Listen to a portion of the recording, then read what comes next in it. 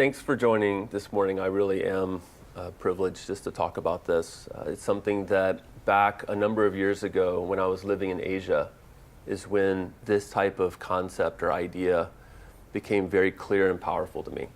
So I was in a culture that really saw power and authority come from parents and teachers to children. And I got to watch over a number of years a whole culture get turned upside down by digital, because these young kids had access to a supercomputer in their pocket and were able to access information that their parents and their teachers didn't even know about. And all of a sudden in this culture, the kids who were supposed to be just learning from their elders knew more and had broader experiences than all of the authority structures in their life, and it completely reversed itself. And the culture in the country had no idea what to do with this. Digital upended their whole structure and their whole society.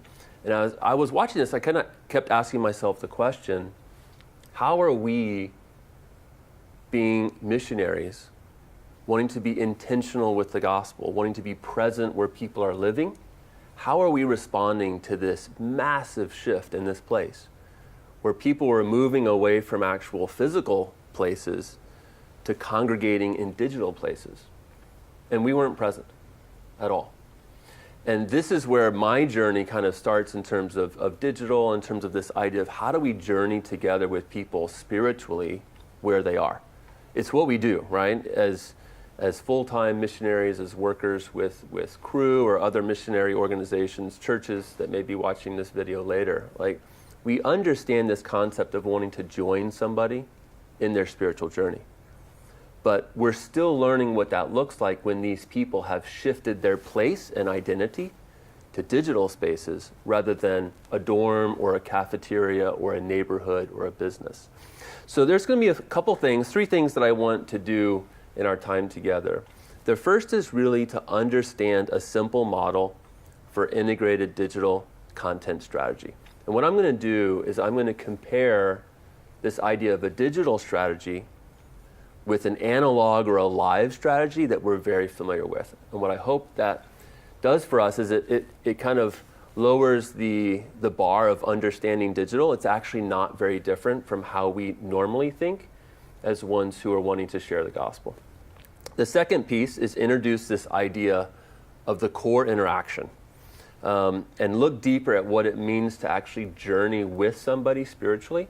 What you'll hear me say often is content, and we're talking about an integrated digital content strategy, that while content is really important, the purpose of content is to set up these journeys of people spiritually. So we're going to look a little bit deeper at what that looks like. And then the third is I want to tell you ahead of time that just like anything that matters, anything that's important, anything of eternal value, it's really hard work. It takes intentionality, it takes commitment, it takes leadership. It's really, really hard. Sometimes we think digital is just magical. We kind of just can sprinkle some digital dust on something and it's all of a sudden going to be amazing. And it just doesn't work that way. And so it's okay to actually start small and to learn and to win and to get value and build value. And over time, you see that given to people. So that's where we're going in our time together. But let me ask us to imagine this, okay? And I want to use a university campus as a common place for us to think about, okay? Most of us, especially if you're from Cru or Campus Crusade for Christ or Agape or Tandem or Power to Change, you understand this university context because it's kind of where our history has come from. So imagine that we've been asked to go to this campus.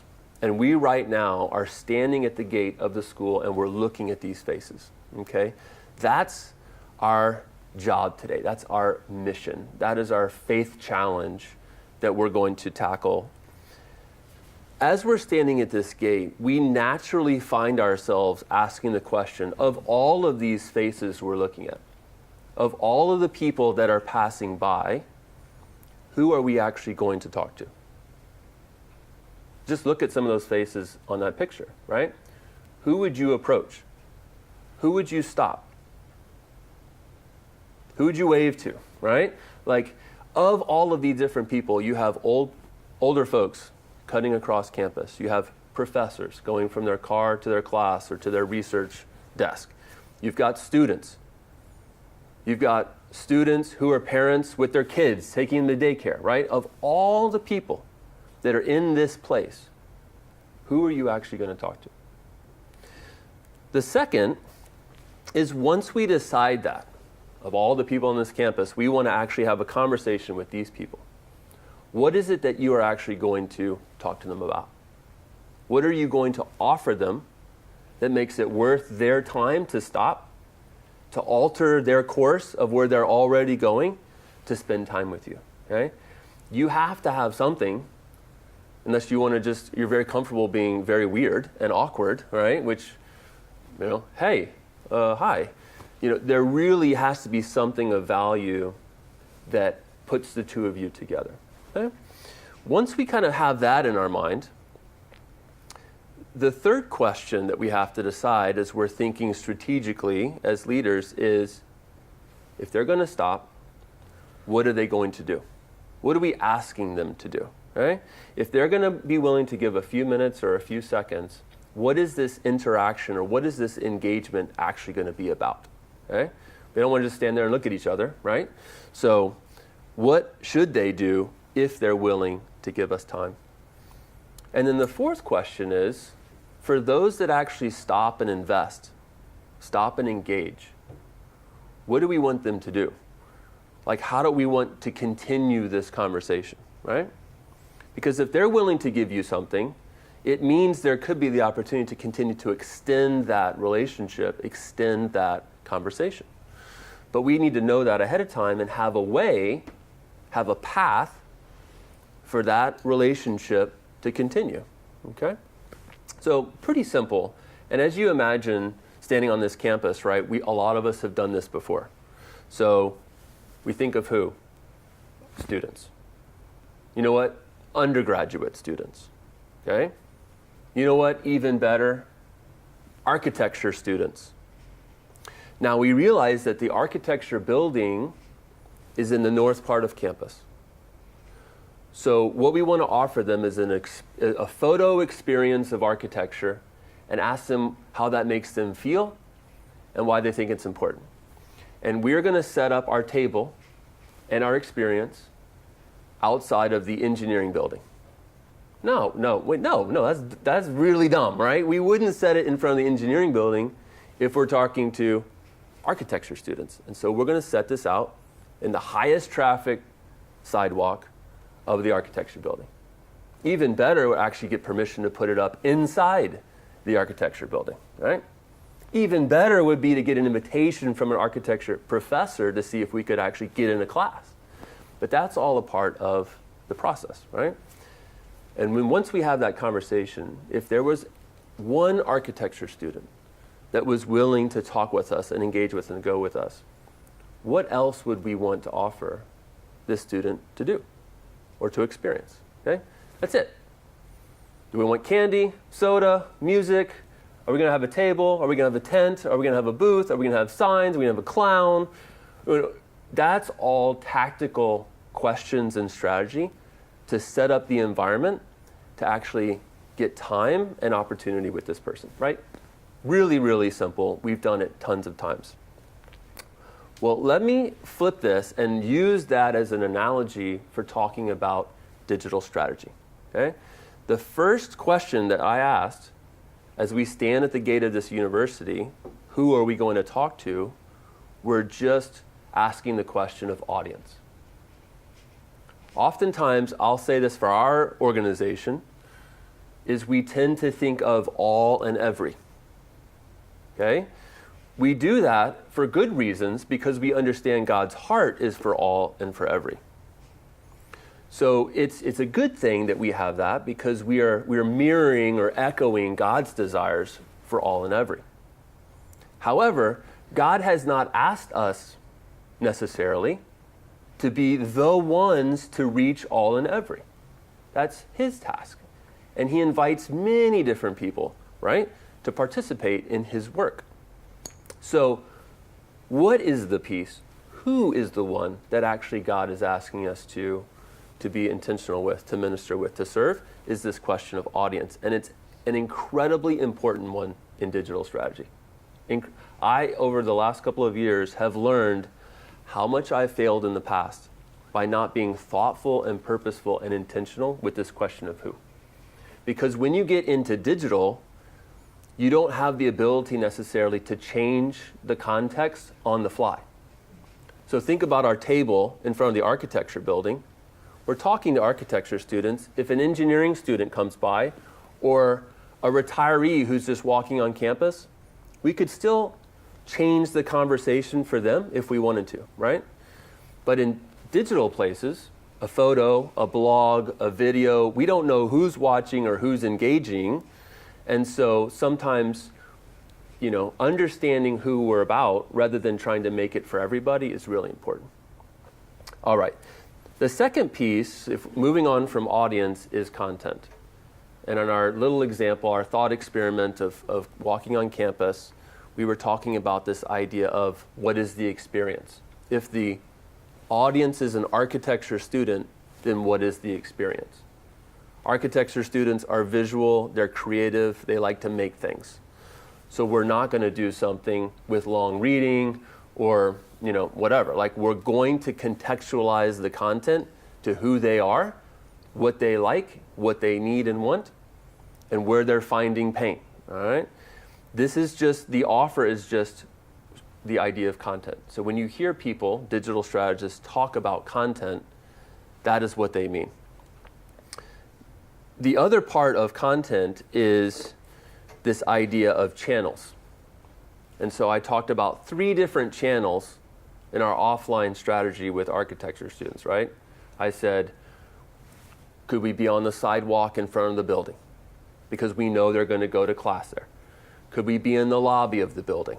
Because we know they're going to be spending time there. Could we go to a classroom, right? Just changing the channels of the places that they're already existing. We're not going to try to convince architecture students to come to some other place on campus. We could try that. But it's going to be work. We're going to be adding work to our audience to do something they're not already doing. So this idea of channels is just asking the question, where are they already? We do this instinctively as trained missionaries, going to where they live, right? I want to reach this people group. Do they live here? No, I have to go there. Same thing with digital strategy. I want to reach this audience. Are they here? Nope. Well, then I'm not going to try to get them here. I'm going to go where they already are.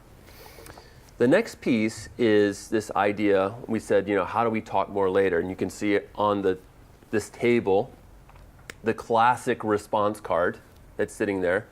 Got some books, got some pens. We have our architecture photos. But then we need a way for the interested person to tell us who they are, give us a little bit of information about themselves, tell us how to contact them again. Could be phone, could be email, could be where they live, right? Just really normal stuff that we do a lot in other contexts. That's all that we mean when you hear a digital strategist talk about the call to action. You wouldn't go through all the work of thinking of the audience, finding the place, setting up the experience, and then giving them no way to tell you they enjoyed it, they hated it, they would love to talk more, right? You wouldn't do that.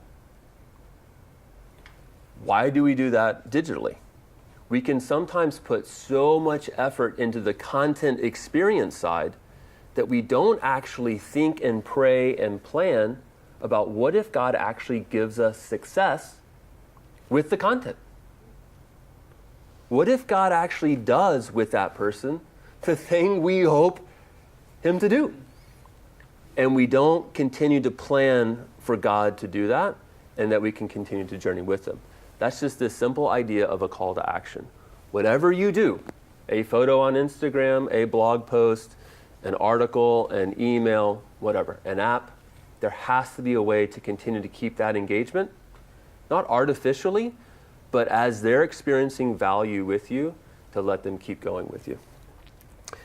So let's, so I'll just pause there for a second. hopefully that helps you feel like a typical digital strategy isn't that hard, actually, to think about. It's hard to execute, but it's not complex or weird or different because it's digital. It's taking the things that we already know and do instinctively in other parts of our life and just applying them to a new way in a new place. Okay. I want to take a few seconds to talk about analytics. Okay? And I like numbers, I like analytics. One of the really unique things about working in digital strategies is the access to information. The access to information. We don't often use the information we have well, but I want to show you just a quick example of how analytics can then help you think about the strategy that you just did. Okay? Let's go back to our example of standing at the gate of the campus. Okay? We know that this campus has 50,000 students. I'm going to change the analogy a little bit because I got really specific with the audience. Okay? We're going to go general again, and we're going to say our audience is undergraduate students. Okay? We're going to roll back a little bit and be more general. We know that the campus has 50,000 undergraduate students. That is the total population that we could reach if we wanted to reach our audience. Okay? We also know, maybe through some estimate, maybe through some counting, that today, when we put our table out on the sidewalk, that 5,000 undergraduate students walked by. They just walked by. Okay? First week of school, lots of kids around, they're all moving around. We actually got to a really good spot at a really high traffic intersection. We picked the right channel, okay? We had 5,000 of our audience just kind of walk by. That is 10% of our total population. 10% of our total population walked by us over 4 hours. Is that good or is that bad? Is that exciting or is that disappointing? Did we pick the right place or not? I would say that number is pretty darn exciting because in 4 hours we had 10% of everybody we care about and want to talk to actually walk by us. Okay? That analytic would tell me we're in the right place. Okay? We picked the right spot, at least for this time. Now, the second analytic is we know that over those 4 hours, of the 5,000 people that walked by, 100 glanced, looked, walked over, and peeked at our table. Okay? So that is 2% of everybody who walked by. It also represents 0.2% of our total population of 50,000 undergraduate students. Now, as leaders and strategists, we ask the question, is this good? Did we succeed at this step of the strategy? This part of the funnel of trying to get relationship? And I would say, looking, and if we were a team, we would discuss this, I would say over 4 hours, we only had 2% of the possible people that could come to the table. I think we could do better. What would it take for us tomorrow when we come back to get this to 4%? Double. That'd be double. 5%. 25%. What strategically would we need to do differently to change this number? Do we go to another place on campus? No, we're in the right place. We're just not getting people's attention. So do we play music? Do we put on costumes? Do we give out cold water bottles instead of candy, right? These are all the little tactical pieces that we have to strategically think through to see how do we change this number. The last number is 20. We actually, at the end of the day, have 20 cards in our hands that has somebody's name and information on it and tells us a little bit about themselves. We know them, and we help them move a little bit, and we have the opportunity to keep going with them. 20. Now, that's 20% of the people who actually came to the table. Is that good? Is that bad? Are we excited about that? I think that's pretty good. 1 in 5 who come to the table actually give their information, which is hugely valuable, especially in this society of data privacy. Some people just give away all their information for anything. Other people hold that information super tightly, right? 1 in 5 actually said, here, I want you to know me.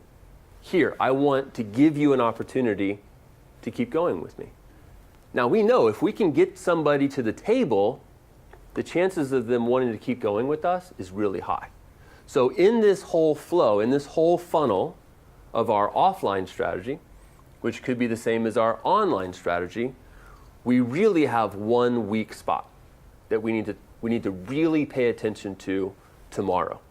And we need to meet tonight to decide how are we going to change it such that that middle part of the funnel continues to get optimized so that we have more people coming to the table. Because we believe if we can get them to the table, what we're talking about and offering and engaging them is working, okay? That is all analytics is supposed to help you do. Observe what's happening and help you ask the right questions that then as leaders and strategists you take back to do something about, okay? Depending on your personality, depending on your style, being disciplined to look at analytics can be really scary because it tells you the picture. Now, if we weren't to look at the analytics or track the analytics, we'd say, team, how did it feel today over 4 hours? How did it go? Ah, it's great. I had a great conversation. I had this, that. Wasn't too hot. We can convince ourselves that everything was great. Or we say, it was horrible. Stunk. I was sweaty. I was hot. No one talked to me. We didn't get any good information. We didn't establish any good relationships. That's not true either. Having clear data and just looking at it doesn't give you the answers, but it helps you ask the right questions that then you can take and go make those leadership decisions on, change, relook at the numbers. Okay? That's the only thing I wanted to kind of emphasize for analytics is it is your friend, and to discipline yourself to look at that helps you ask the right questions that you can be doing the right work.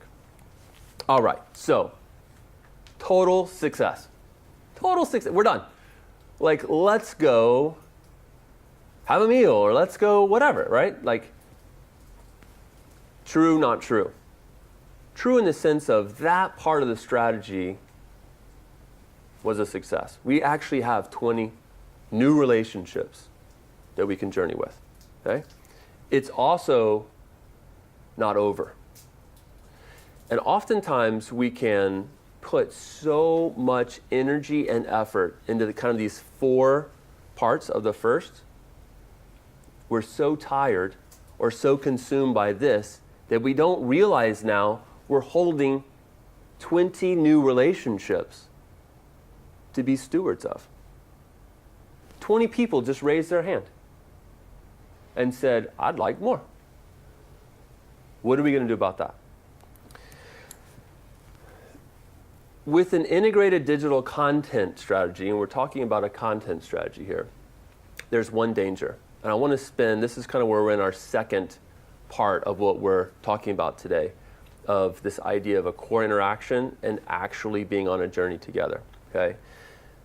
When we talk about journey together, there is a very real question. One is, what is the journey? We talked about that, okay? Audience, content, engagement, call to action, okay? That's the early parts of the journey. But what I want to look at a little bit more is this idea of together. Because journey together actually asks a second question, which is, who is together? Not necessarily just the journey that's important. Who is actually together on the journey? This is a question we don't often spend enough time thinking about and being strategic about. This is how I think about it. The top part of this funnel of who is together is this person, okay? Call them a user, call them a visitor, okay? This person is with us, the brand. with us, the brand. They're coming to Cru.org. So Cru is on a journey with them. They're using the Jesus Film app. So Jesus Film is with that person, okay, on a journey. Okay? They're experiencing a devotional written by Gain. Okay? They're on a journey with Gain, the brand. Is that enough or sufficient to do the thing that we exist for, which is actually to make disciples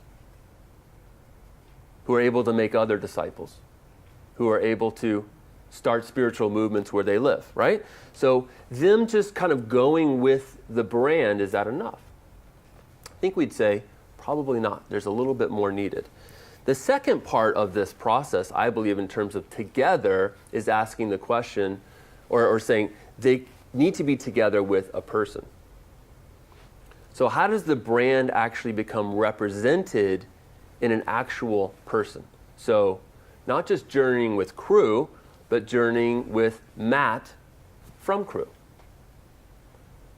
Cru has given me a badge and an ID number, and they've trained me, and they let me call myself a part of Cru. And so I become a trusted guide, I become a trusted representative of Cru, such that I can journey with other people. In your digital strategy, how could somebody become connected with a trusted guide from you to journey together with? Is a really hard but incredibly important part of us thinking through the strategy. But I don't believe, so there's ways in which ministries or churches have attempted this. E-mentors is kind of one of those ideas. Everystudent.com, Power to Change, Jesus.net.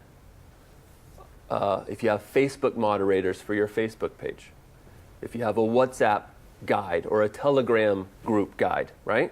These are trusted guides, trusted agents of the brand that are willing to coach and mentor other people through.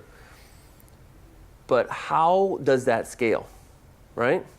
You have to find those people. You have to train those people. You have to equip those people. You have to motivate those people, right? You have to connect those people with others.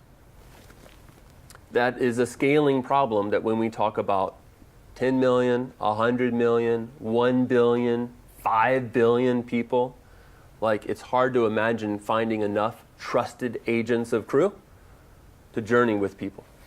So the next level is somebody journeying with their friend that they trust. And then the brand comes alongside to support them in their journey. That's a whole different challenge, right? Whole different challenge of how do you find the friend? How do you equip the friend? How do you support the friend? So there's this strategic movement that we as digital strategists, I have not yet figured it out. We have not yet figured it out. But because of what we want to be and how we want God to use us, and when we say we're an organization that needs to give ourselves away, we have to be thinking purposefully in our integrated digital content strategies of what together means. Okay?